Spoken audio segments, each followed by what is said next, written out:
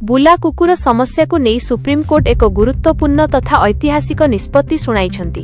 Court स्पष्ट करिछंती जे जदि बुला कुकुर कामुड़ारे केही वृद्ध किंबा शिशु आहत हुअंती बा प्राण हरांती तेबे संपृक्त राज्य सरकारंकु मोटा अंकर अनुकंपामूलक क्षतिपूरण देबाकू पड़िबो।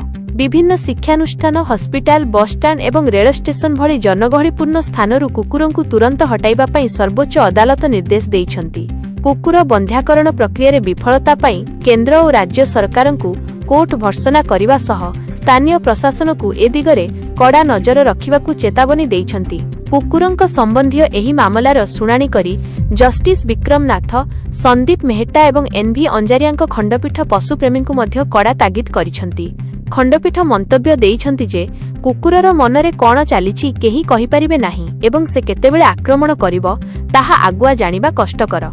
जेउमाने बुला कुकुरंक पई अधिक चिंतित सेमाने केवल सरकारंकु दोष न देई कुकुरंकु निज घरकु नै जांतु।